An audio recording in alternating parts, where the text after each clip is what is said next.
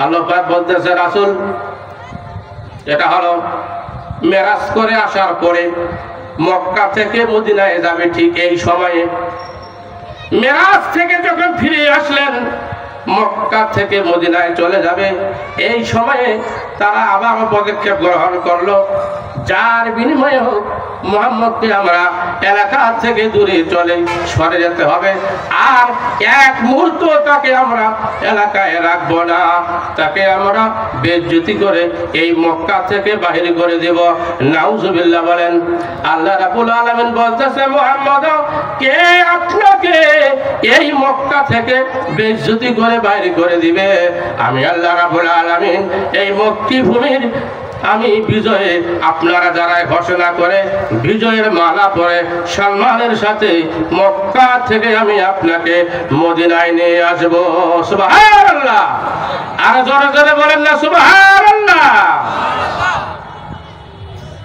আর কোন টেনশন মুহাম্মদের আছে আছে ইল্লা কলিলা যদি তারা আপনাকে এই মক্কি ভূমির থেকে বাহির করে দেওয়ার তাদের শক্তি সামর্থ্য হতো তারা যদি পারতো তারা যদি সাকসেসফুল হতো ইল্লা কলিলা শুনে না তারাও এই জমিনে বেশি দিন থাকতে পারবে না থাকতে পারতো অল্প সময়ের জন্য জোরে জোরে বলেন আল্লাহু আকবার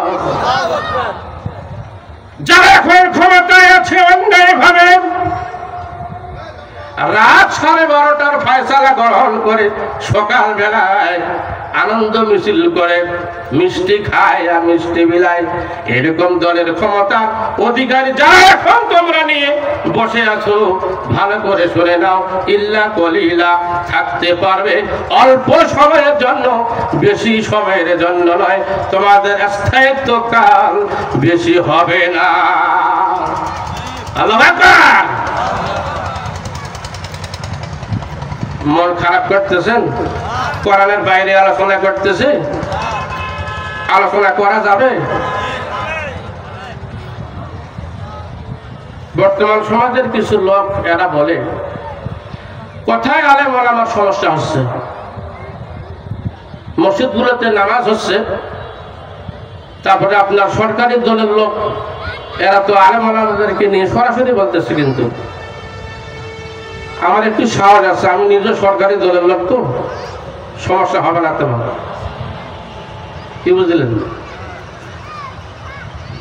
সরকারি দলের লোক আলেম ওলামা দিয়ে মিলাদ মাহফিল করতেছে এরা এদেরকে সাথে নিয়ে বেড়াইতেছে কই সমস্যা হচ্ছে না তো কিন্তু এই সমস্যা কি সবাই বুঝতে পারবে কথা বলেন সমস্যা কি সবাই বুঝতে পারবে এই সমস্যা সবাই বুঝতে পারবে না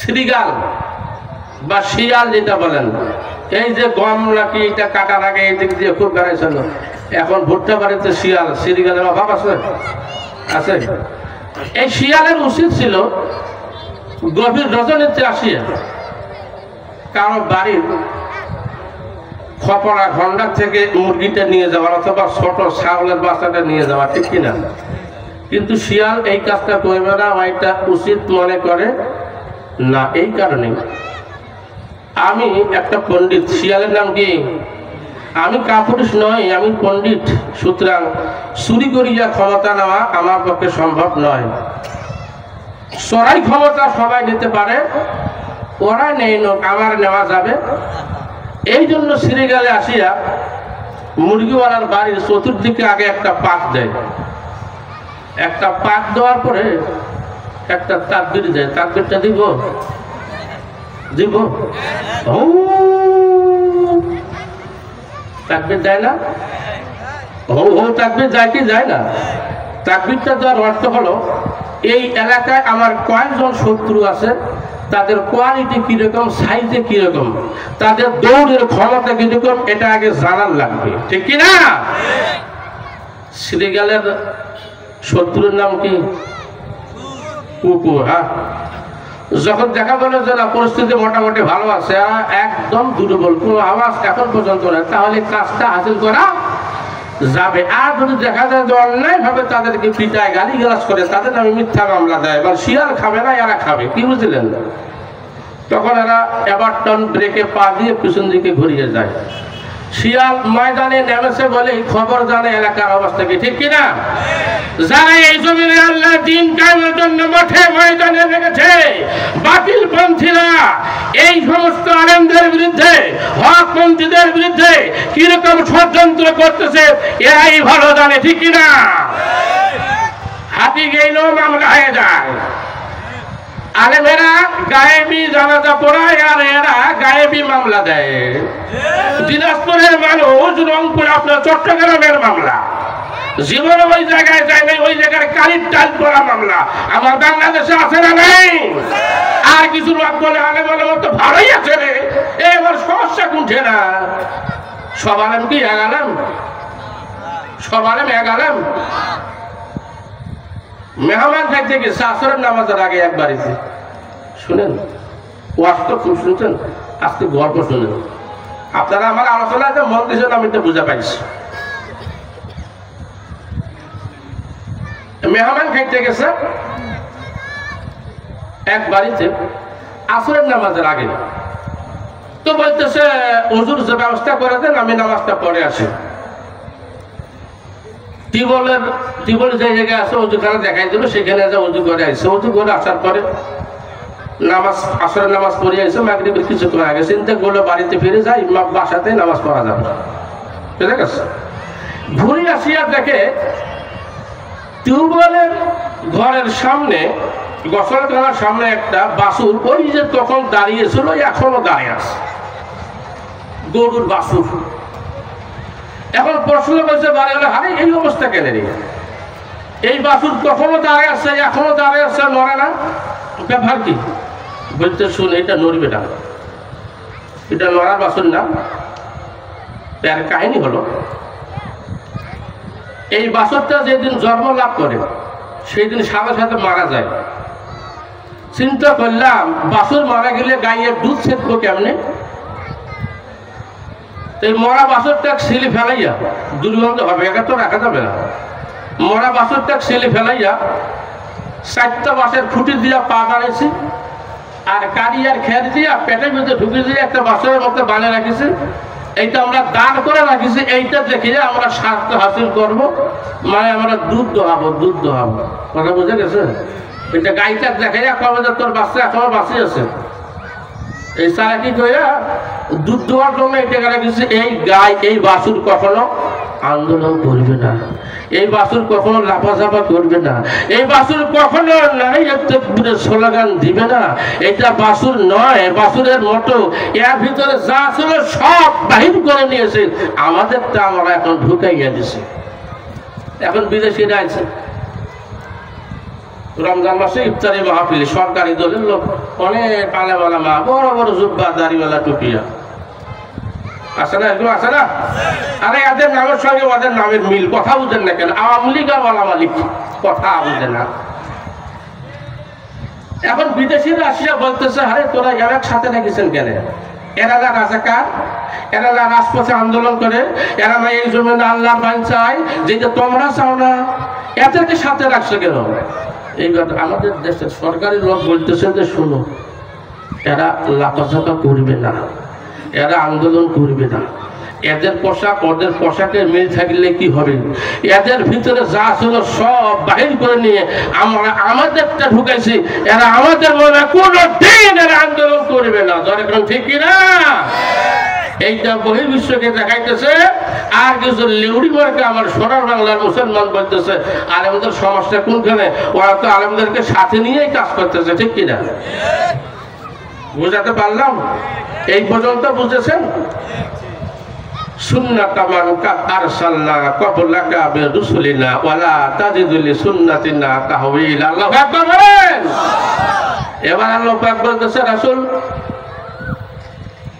এটা শুধু আপনার জন্য এরকম তা নয়, ইতিপূর্বে যত নবী পয়গম্বর এসেছিল, প্রত্যেকটা নবী পয়গম্বর যখন এই জমিনে দ্বীন কায়েম করতে চেয়েছিল, তাদের উপর বাধা এসেছিল, নবীদেরকে হত্যা করতে চেয়েছিল, নবীদেরকে তার এলাকা থেকে বাহির করে দেওয়ার ষড়যন্ত্র করেছিল। আপনি মনে করবেন না যে শুধু আপনাকে তারা বাহির করার ষড়যন্ত্র করেছে, ঠিক না? দুনিয়ার মানুষেরা, খাস করে আমার সোনার বাংলাদেশের মানুষেরা যারা এই জমিনে দিন কাম করতে চান, যারা এর পক্ষে আছেন, মনে করবেন না এটা নতুন কোনো বিষয়। এটা তখন থেকে শুরু করে এখন পর্যন্ত এটা এখন হয়ে আসতেছে। যারা বলেন ঠিকই না বেঠিক? নবীরা দায়িত্ব পালন করতে যাইয়া হত্যা, ঘুম, জানা, ব্যভিচার এবং তাদের নামে মিথ্যা মামলা হয়েছিল। এখনো যারা এই জমিনে এই নবীরা দায়িত্ব পালন করে, কোরআনের আইনকে বাস্তবায়ন করার চেষ্টা করে, এদের নামে মিথ্যা মামলা, টামকি, হুমকি হবে। এটা নতুন কোনো বিষয় নয়। এটা থুয়ে পালাবার কোনো জায়গা মুসলমানের কোনো সুযোগ নাই। যারা বলেন ঠিকই না বেঠিক? আপনি নিয়মের কোনো পরিবর্তন পাবেন না, তাহবিলা কোনো পরিবর্তন পাবেন না। তাদেরকে তারা হত্যা করতে চেয়েছিল। ইয়াকুব আলাইহিস সালাতু ওয়াস সালামের যে নবীগুলো ছিল, বনী ইসরাইলের যত নবী ছিল, তাদের উপর এই অত্যাচার নিপীড়ন চলেছিল। আপনার উপরেও এই অত্যাচার নিপীড়ন চলবে, এটাই স্বাভাবিক নিয়ম। সুন্নাতা, শূন্য শব্দ অর্থ নিয়ম, শূন্য শব্দের অর্থ দায়িত্ব। যখন শূন্য শব্দের অর্থ কি? শূন্য শব্দের অর্থ দায়িত্ব, শূন্য শব্দের অর্থ হলো নিয়ম। এটাই আর কোনো পরিবর্তন আপনি পাবেন না। সুতরাং ওই নিয়মে, ওই কায়দায় আমরা পড়েছি কি পড়ি নাই? পড়েছি কি পড়ি নাই? হ্যাঁ, বুঝতে হবে। নবী ও পয়গম্বর এই জমিনে দিন কায়েম করতে যখন চায়, অল্প একটু আঘাত পাওয়ার পরে তারা ইসলাম থেকে ফিরে চলে আসছিল। এরকম কি? এরকম হযরত খাব্বাব ইবনে আরাজ রাদিয়াল্লাহু আনহু একবার আল্লাহ রাসূল সাল্লাল্লাহু আলাইহি ওয়াসাল্লামের কাছে গেলেন। সেই সময় আল্লাহ রাসূল সাল্লাল্লাহু আলাইহি ওয়াসাল্লাম একটা কাবার ছায়া আশ্রয় গ্রহণ করেছিলেন। আল্লাহ রাসূলকে বলতেছেন, হযরত খাব্বাব বলতেছে, ইয়া রাসূলুল্লাহ, হাবিবাল্লাহ, কাটাকাটি, মারামারি, জেল, জরিমানা, খুন খারাপি, রাহাজানি, জেনা, ব্যভিচার, চুরি, ডাকাতি, রক্তারক্তি, গুম, হত্যা, মিথ্যা মামলা আমাদের সমাজে দিন দিন বেড়েই চলছে। আল্লাহ তাস্তানছিরুলানা, আল্লাহ তাদাউল্লাহু লানা। আপনি কি আমাদের জন্য দোয়া করবেন না? আপনি কি আল্লাহর কাছে আমাদের জন্য সাহায্য চাইবেন না? আল্লাহ রাসূল সাল্লাল্লাহু আলাইহি ওয়াসাল্লাম উঠে বসলেন, চোখ দুটো বড় বড় করে খাব্বাবের দিকে তাকাইয়া বললেন, খাব্বাব ইবনে আরাহ, ভালো করে শুনে নাও। তোমাদের আগে ইতিপূর্বে ফিমান কাবলা রাজুলু, ইতিপূর্বে যত লোক এই জমিনে কোরআনের আইন বাস্তবায়ন করতে চেয়েছিল, আল্লাহর আইন বাস্তবায়ন করার জন্য মাঠে যারা রয়েছিল, ইউফারুল্লাহু ফিল আরদ, তাদের জন্য জমিন খনন করা হয়েছিল। এরপরে তাদেরকে এই জমিনে তাদেরকে কবর পর্যন্ত গেড়ে ফেলা হতো। এরপরে তরবারি নিয়ে আসা হতো, মাথা থেকে সিঁড়ে কোমর পর্যন্ত দ্বিখণ্ডিত, নিষ্ফাইন করে দিত, আলাদা করে দিত। মাইয়া সুদ্দু জালিকান দিনহি, এরপরেও দিনের দায়রা চুল পরিমাণ ইসলাম থেকে দূরে সরে দাঁড়ায় নাই। জোরে জোরে বলেন আল্লাহু আকবার। ওয়ায়ুশাতু বিআমশাতিল হাদিদি লাহমিহি ওয়া আজমিহি, দিনের দায়রা এরা যখন ইসলাম নিয়ে, দিন নিয়ে এগিয়ে যাওয়ার জন্য চেষ্টা করেছিল, কাফের বেঈমান মুশরিক নাস্তিকেরা লোহার চিরুনি দিয়ে তাদের শরীর থেকে গোশতগুলো আশ্রে আশ্রে হাড় থেকে আলাদা করে দিয়েছিল। যার হাড় থেকে তারা আলাদা করে দিয়েছিল। এরপরেও দিনের দায়রা ইসলাম থেকে চুল পরিমাণ দূরে সরে যায় নাই। জোরে জোরে বললেন সুবহানাল্লাহ, আর জোরে বলেন সুবহানাল্লাহ। এই জন্য নবী পয়গম্বররা কষ্ট করেছিলেন, সাহাবা আসমাইনেরা কষ্ট করেছিলেন। আমাদেরকেও সেই কাতারে দাঁড় হয়ে কষ্ট করতে হবে, ঠিক কিনা? আল্লাহ পাক এবার বলতেছেন, সেটা হলো সূরা হজ, একদম শেষ নাম্বার আয়াত, 22 নাম্বার শেষ পারা, 17 নাম্বার সূরা। এটা একই প্রেক্ষাপট, একই সময়ের কথা, এর থেকে কিছু আলোচনা করে এই শব্দের বাকি শব্দগুলো উচ্চারণ করে আর ব্যাখ্যা দেওয়ার চেষ্টা করবেন ইনশাআল্লাহ। এখানে আল্লাহ পাক বলতেছেন ওয়াজাহিদু ফিল হাক্কি জিহাদিহি ওয়াজাহিদু, তোমরা জিহাদ করো, তোমরা এদিকে তাকান, তোমরা আন্দোলন করো, জিহাদ করো, তোমরা চেষ্টা চালাও। কি চালাতে হবে? হাক্কা জিহাদিহি, মানে যেরকম জিহাদ করার প্রয়োজন সময় সাপেক্ষ অনুযায়ী সেইভাবে তোমরা জিহাদ করো। সুবহানাল্লাহ ওয়া বিহামদিহি, সুবহানাল্লাহ ওয়া বিহামদিহি। মনে করেন আপনার এই পাঞ্জাবির কোনায় একটু ময়লা হয়েছে, পাঞ্জাবির কোনায়, এই ময়লাটা আপনি কিভাবে পরিষ্কার করবেন? বাঁশ দিয়া মাইল দেওয়া যাবে এখানে? দিলে এই ময়লা পরিষ্কার হবে? বোঝার চেষ্টা করেন। হালকা একটু সাবান নিয়ে, আর যদি মনে করেন একটু কাঁচা লেবুর রস, কাঁচা লেবুর রস দিয়ে একটা কথা বলেন, স্টেজে তো লোকজন নাই, ওয়াজ তো কম করেছি না, ওয়াজ খারাপ আছে? কি অবস্থা? এই যে দাগটা যখন আপনি পরিষ্কার করবেন, হালকা একটু লেবু দিয়ে সাবান দিয়ে এইভাবে আপনি ঘষলে আপনার দাগটা চলে যাবে, ঠিক কিনা? কথা বলেন। আর দাগলি কেথা শীতকালে যেটা গায়ে দেন, এইটার এক জায়গায় ময়লা পড়েছে, হুজুর কি করবে ডাক্তার ভাই? এটা এইভাবে কাছলাইয়া ময়লা দূর করে যাবে? আগুন পানি দিয়া, আপনারা পানি গরম করে এত বড় একটা লাঠি দিয়া, কথা কয় না, 2-4টা বাড়িতে হইব, ততক্ষণ পর্যন্ত বাড়ি দিয়ে বাড়াবে যতক্ষণ ময়লা। এর নাম হলো হাক্কা জিহাদিহি। যখন যেভাবে জেহাদের প্রয়োজন তখন সেভাবে জেহাদ করতে হবে। সিমার গাছ রাখেন না, এর গাছের গোড়ায় একটা শিকল লাঠি থাকে, থাকে না? যার কাজ হলো সিমের গাছটাকে উপরে জাঙ্গিতে তুলে দিবে। আবার এই সিমের গাছ থেকে যেন ছাগল গরু না খায় এর জন্য আলাদা একটা বেড়া থাকে, থাকে না? বেড়া ঘেরা যেটা বলেন, থাকে তো? এই ঘেরা বা বেড়ার চতুর্দিক দিয়ে আলাদা আলাদা কয়েকটা পই দেওয়া থাকে না? এগুলো কি হালকা থাকে না, তার সাথে আরো মজবুত করে দেওয়া থাকে? কথা বলেন। এখন আপনি উপরাবেন, উঠে ফেলবেন, সীমা খাওয়া শেষ হয়ে গেছে। যেটা গাছের গোড়া আছে সেটা আস্তে করে টান দিলে উঠে যাবে, যাবে কি যাবে না? আর যেটা সাইডে আছে সেটা আস্তে টান দিলে উঠবে, একটু শক্তি দেওয়া লাগবে কি লাগবে না? আল্লাহ পাক বলে হাক্কা জিহাদিহি, জিহাদ করার মতো করো, যথার্থ জিহাদ। যখন যেরকম প্রয়োজন হবে তখন সেভাবে তোমরা রাস্তায় নেমে পড়ো আল্লাহর দ্বীনকে বাস্তবায়ন করার জন্য। যেরকম ঠিক কিনা? আজকে কাফের বেঈমান মুশরিক নাস্তিকেরা এই ইসলামকে ধ্বংস করার জন্য, আলেমের নিবন্ধনকে বাতিল করার জন্য, কোরআনকে ধ্বংস করার জন্য তারা যতভাবে উত্তরণ করে যাচ্ছে, যত নির্যাতন আমাদের উপরে তীব্রতার সাথে করতেছে, তার চাইতে আমাদেরকে শক্তি দিয়ে মাঠে নামলে পড়লে আমরা পরিকৃত মুসলমান ইব্রাহিমের সন্তান হিসাবে পরিচয় দিয়ে ইসলাম নিয়ে সামনে এগিয়ে যেতে পারবো। যারা বলেন ঠিক কিনা?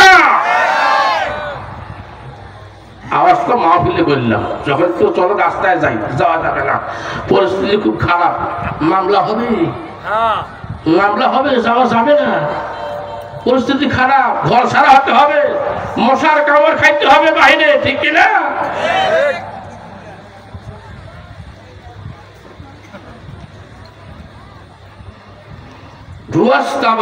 আলহামদুলিল্লাহ আওয়াজ একটা জোরে বলেন তো। এই যে এই এলাকায় কি মাত্র এই কয়েকটা লোক আপনারা? আর লোকজন নাই? সবার কপালে কি মাহফিল জুটছে?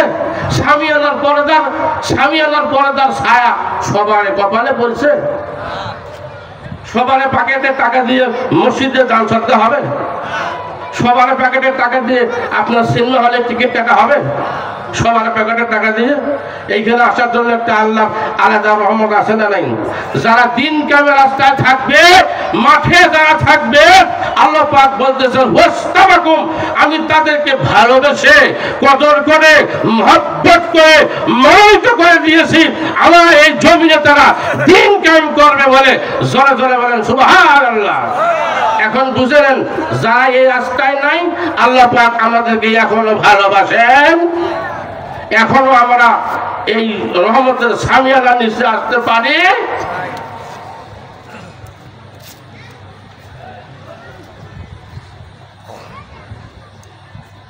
মিল্লাতা আবিকুম ইব্রাহিম, অত আলোচনা করলে পতিত আয়াতের শেষের অংশ তো বলার সময় থাকবে না।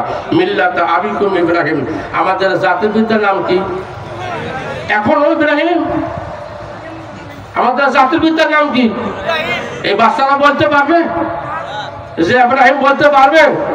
5 বছর পরে যদি বলা যায় ঢেকি ছিল তোমার, ঢেকি বাচ্চাদের ঢেকি হারিকেন চেনা পাবে নাকি মামা? হারিকেন চেনা পাবে? হারিকেনের চেনাবার কারণে এগুলো তো প্রচলন নাই, আস্তে আস্তে উঠে যাচ্ছে। শিক্ষা ব্যবস্থা এমন হয়ে গেছে। আমাদের জাতির পিতার নাম কি? যারা মুসলমান হবে ইব্রাহিমের সন্তান যারা হবে, এদের জাতির পিতা হলে ইব্রাহিম আলাইহিস সালাম। আর যারা মুশরিক শিরক করবে যারা, এদের জাতির পিতা আরো অন্য কিছু হতে পারে, ঠিক কিনা? নাম ওরা বলুক, আমার বলার দরকার নাই। মামলা তো হয়েছে, নতুন করে কি হবে? ফকিরানি রাস্তা দিয়ে হাঁটি যায়, ওই ধান কুড়ি পায় টুকাই আর খায়। পিছনের ফকিরানি বলে যে অভাব হবে, ধান টুকিয়ে খাস না অভাব হবে। ফকিরানি বলে যে আমার কি অভাব হবে? ফকিরানি তো হয়ে গেছে, নতুন করে অভাব হবে? মামলা মোকদ্দমা খাইতে খাইতে তো যত হয় 10 একটাই এই কোরআনের ব্যাখ্যা দিবার পারি, এই জন্যই। ঠিক কিনা? মিল্লাতা আবিকুম ইব্রাহিম, আমরা ইব্রাহিমের সন্তান। আমরা কার সন্তান? আমরা ইব্রাহিমের সন্তান। হুয়া সাম্মাকুমুল মুসলিমিন, একটা নাম আমি রেখেছি মুসলমান। কারণ ইব্রাহিম আলাইহিস সালাম বলেছেন ইন্নী ওয়াজ্জাহতু ওয়াজহিয়া লিল্লাযী ফাতারাস সামাওয়াতি ওয়াল আরদি হানিফা ওয়া মা আনা মিনাল মুশরিকিন। আল্লাহু আকবার। আল্লাহ, আমি রুজু হয়ে গেলাম, একত্ববাদের ঘোষণা দিয়ে দিলাম, আপনার দিকে আমি মুখ ফিরিয়ে দিলাম। আল্লাহ, আমি একজন মুসলমান। আল্লাহ, আমি মুশরিকদের অন্তর্ভুক্ত নহি। আল্লাহু আকবার। আমি মুশরিকদের অন্তর্ভুক্ত আমি নহি। ইব্রাহিম আলাইহিস সালামের সন্তান যদি হয়, ইব্রাহিমের আদর্শ তাদের সন্তানের ভিতরে থাকবে। যারা বলেন ঠিক কিনা? পিতা মাতার চরিত্রের প্রভাব সন্তান সন্ততির উপরে পতিত যখন হবে, তখন বোঝা যাবে ওই মায়ের ওই বাবার আসল সন্তান, ঠিক কিনা? আর যদি মনে হয় বাবা মার চরিত্রের প্রভাব তার উপরে পতিত হয় নাই, তাহলে বুঝে নিতে হবে। কি বুঝে নিতে হবে? বুঝা পেয়েছেন আপনারা? ভাঙে বলতে হবে। হ্যাঁ, সুতরাং যারা মুসলমান হবে মৃত্যু হয়ে যাবে, গুলি মারবে, বছরের পরে বছর এদের মামলা দিয়ে জেলখানায় থাকবে, কয়েকবার ফাঁসির তার আইন বাস্তবায়ন করবে তারা, তবু ইসলাম থেকে দূরে সরে যাবে না। ইব্রাহিম বাদ দিয়ে আর কাউকে জাতির পিতা বলবে না। ঠিক কিনা? আর জোরে বলেন ঠিক কিনা? মনে মনে বলতেছে হুজুর কাইল ধরবি।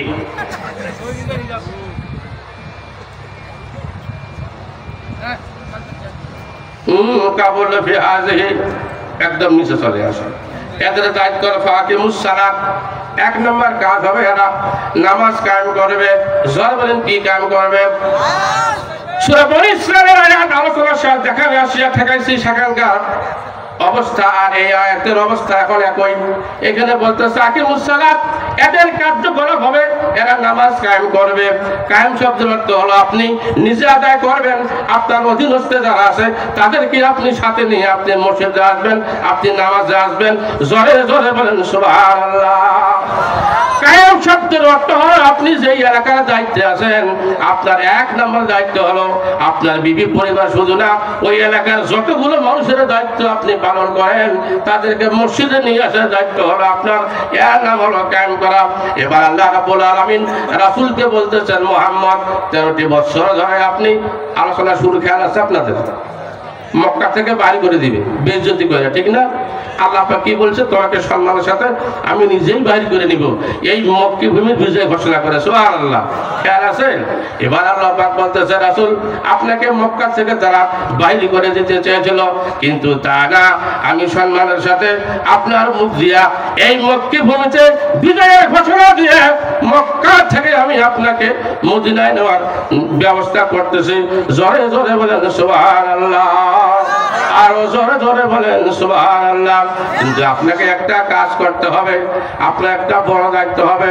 ইসলামের ইতিহাসে দেখা গেছে নবী পয়গম্বরদের উপরে, বিশেষ করে বিশ্ব নবীর উপরে যত জায়গায় কাফের বেঈমান মুশরিক নাস্তিক কর্তৃক অত্যাচার বৃদ্ধি হয়েছে, তত জায়গায় পাওয়া গেছে আপনি এই শত্রুতা থেকে বাঁচার জন্য নামাজ কায়েম করুন, নামাজ পড়ুন।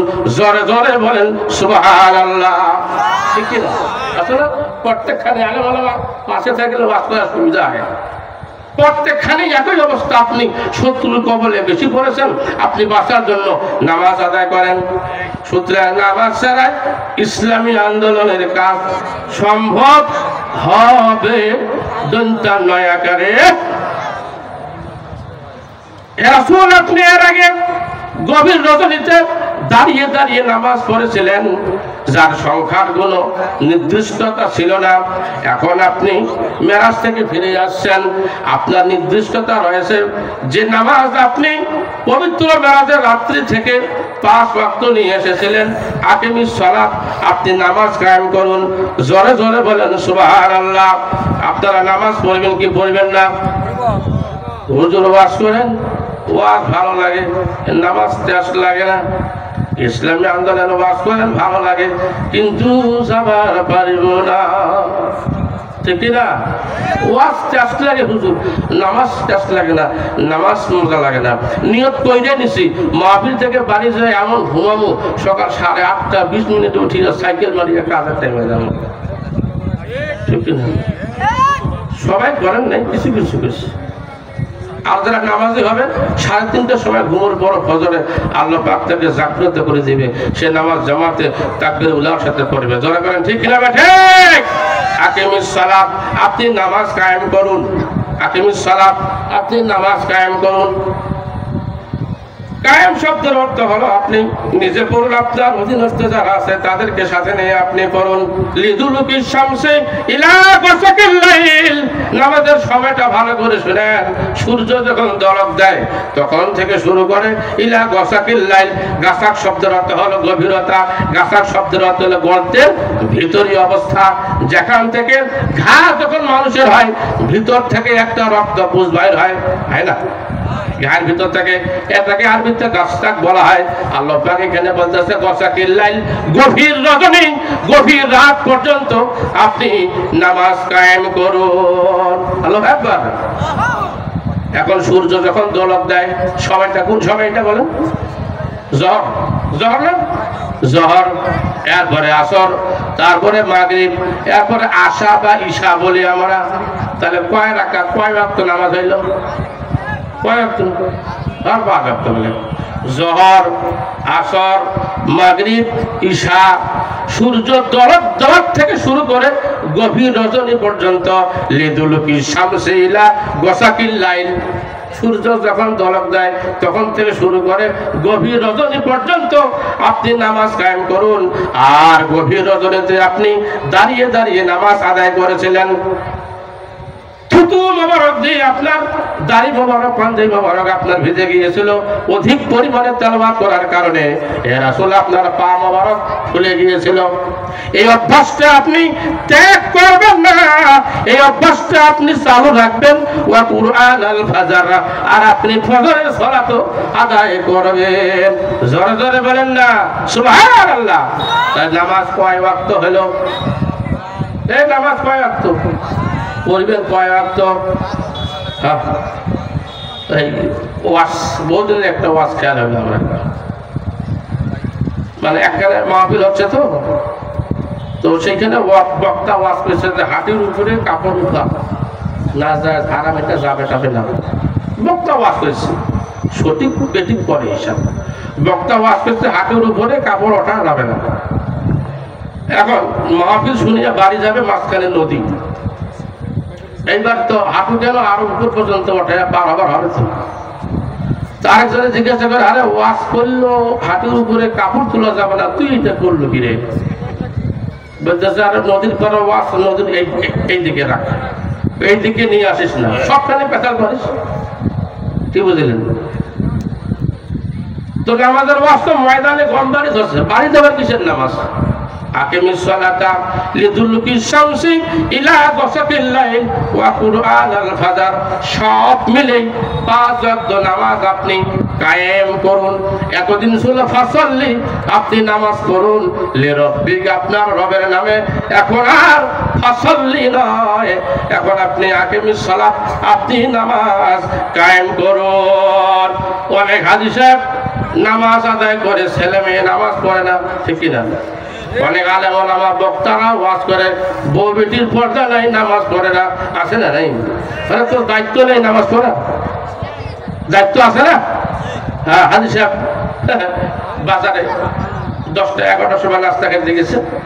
তো আগের দিন বিদায় অনুষ্ঠানে একজন মেয়ে মানুষ নাচিছে, কি চমৎকার নাচন নাচিছে। তো হাজি সাহেব বাজারে গেছে, চা খাইতেছে, লোকজন আলোচনা করতেছে, কালকে মেয়েটা কে নাচল রে বিদায় অনুষ্ঠানে? হাজি সাহেব বলতেছে, কেন? আমাদের আবুলের বেটি, মোর নাতি। কি বুঝলেন? আমাদের আবুলের বেটি একেবারে সুনামে ফাটে গেছে। আমাদের আবুলের বেটি আনন্দের সাথে পাইছে, আর হজ দেখছে, কথা বলেন, হজের আদর্শ পাইছে, তো লজ্জায় মুখ ফেরাটা কঠিন ছিল।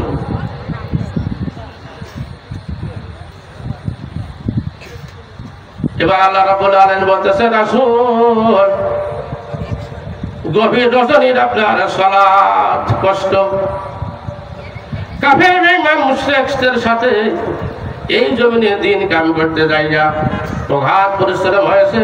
লোকেরা আপনাকে পাগল বলেছে, পাথর নিক্ষেপ করেছে, নিজের চাচা আপনার পিঠের উপরে মরা গরুর ভুঁড়ি দিয়েছে। হে রাসূল সাল্লাল্লাহু আলাইহি ওয়াসাল্লাম, আপনি কোনো কষ্ট নেবেন না।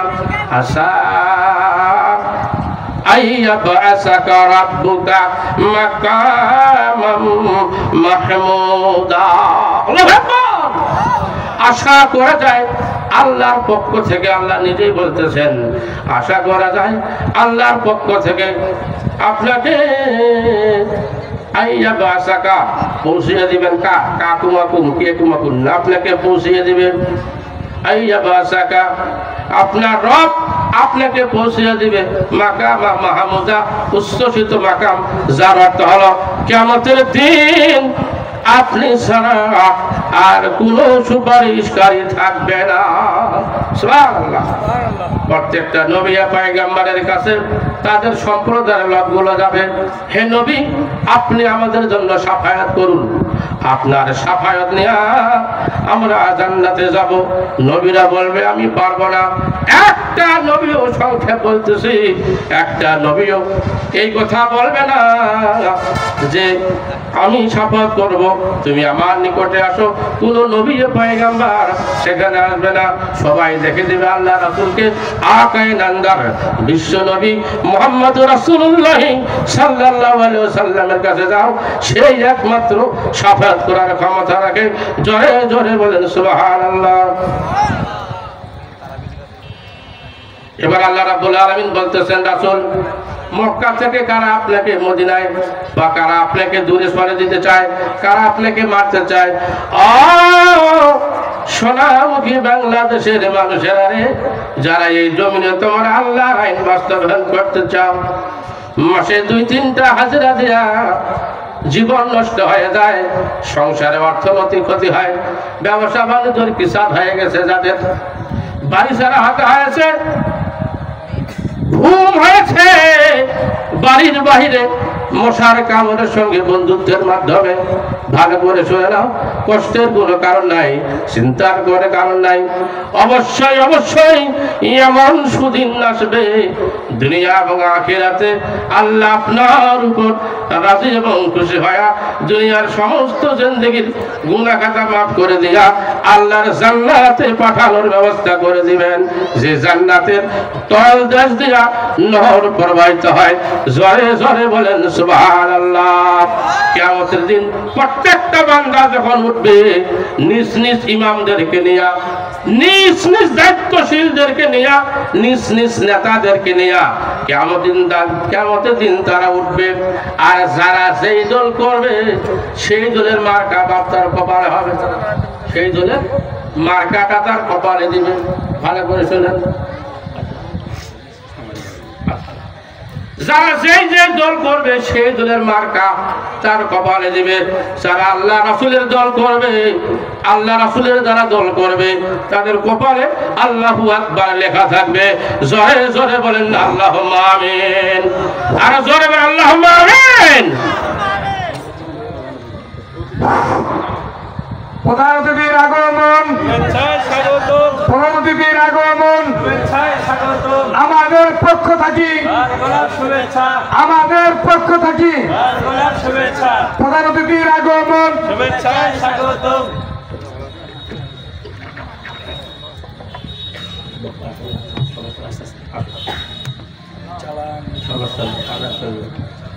আপনার এই জন্য ওইভাবে নিচ্ছি আমি।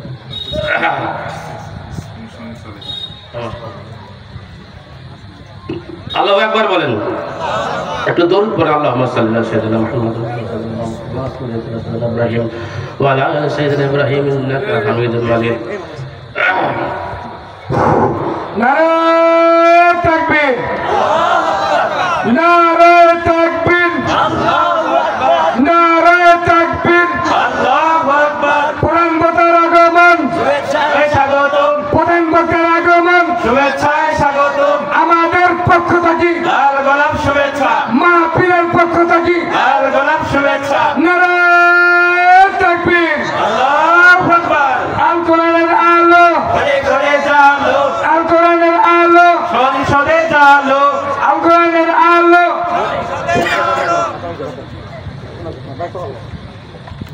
সংসদে এই আওয়াজ দিলে যাইবে? এত সহজ? এতক্ষণ আলোচনা দিয়া কতটুকু তেজ হলো আপনাদের? সেকেন্ড বক্তা হওয়া। সম্মানিত এলাকাবাসী, আপনাদেরকে দৃষ্টি আকর্ষণ করে বলতেছি, যারা এখনো বাইরে দোকানপাটে অনিবিলম্বে মূল্যবান সময় নষ্ট করতেছেন, আপনারা অতি তাড়াতাড়ি প্যান্ডেলে আসেন। আপনাদেরকে দৃষ্টি আকর্ষণ করে বলতেছি, আপনারা যারা দোকানপাটে এদিক সেদিকে আপনাদের মূল্যবান সময় নষ্ট করতেছেন, আপনারা অতি তাড়াতাড়ি আমাদের প্যান্ডেলে আসে বসার তৌফিক দান করুন। এবং কি আপনাদের মেহমান যিনি 560 কিলোমিটার রাস্তা অতিক্রম করে আপনাদের মাঝে এসেছে, মূল্যবান পবিত্র কোরআন কারীম থেকে আপনাদের সামনে কিছু আলোচনা শোনাবেন। এজন্য আমরা দেরি না করে সকলেই প্যান্ডেলের ভিতরে আসি। সকলে বলে আমিন। আর জোরে বলে আল্লাহুম্মা আমিন। আলোচনা শেষ হয়ে গেছে। আমার আর একটা কথা বলি, সেটা হলো যে আল্লাহ সুবহানাহু ওয়া তাআলা আমাদের এতক্ষণে যে আলোচনাগুলো শোনার তৌফিক দান করলেন, নীরব নিস্তব্ধ হয়ে আমরা শ্রবণ করলাম। এই কথাগুলো যদি জীবনের আজকে শ্রবণ করার পরে কোনো অংশ যদি ভুল মনে হয় আপনার জীবনে, আমার জীবনে, তাহলে এগুলো শোধরানোর চেষ্টা করা দরকার আছে না নাই? কথা বলেন। যদি জীবনের কোনো অংশ ভুল মনে হয় আজকে আলোচনা করার পরে, যে যা শুনলাম এগুলো ঠিক আছে, আমার জীবনটা যেভাবে পরিচালিত করতে যে এটা ভুল, সে হিসাবে আমাকে ফিরে দিনের কাছে আসতে হবে, ঠিক কিনা? সেকেন্ড বক্তা হওয়া ঠেলা আছে। ঠেলা কি জানেন? এই খড়খড়িয়া জমি চাষ করে দিয়ে যাব, আর প্রধান বক্তা সে মই দিয়ে টাকা নিয়ে যাবো। বুঝলেন? মনে কিছু নিয়েন না। হ্যাঁ, এই খড়খড়িয়া জমি চাষ করে দেওয়া ঠেলা আছে না, প্রধান বক্তা আসিয়া মই দিয়ে টাকা নিয়ে চলে যাবে। আলহামদুলিল্লাহ, আমি ওনার আলোচনা ইউটিউবে খুব শ্রবণ করেছি। মাওলানা জিল্লুর রহমান জুনাইদি সাহেবের খুব সুন্দরভাবে উনি কোরআন এবং হাদিসের অনেক কথা বলেন, এবং আপনাদেরকে আটকিয়ে রাখার মতো, শেষ পর্যন্ত আটকিয়ে রাখার মতো ক্ষমতা ওনার আছে। কোরআন হাদিসের খুব মূল্যবান আলোচনা উনি করেন। আমি সময় দীর্ঘায়িত না করে আপনাদের কাছে সুস্বাস্থ্য কামনা করে বিদায় নিতে চাচ্ছি। আসসালামু আলাইকুম ওয়া রাহমাতুল্লাহি সুবহানাহু ওয়া তাআলা ওয়া বারাকাতুহু।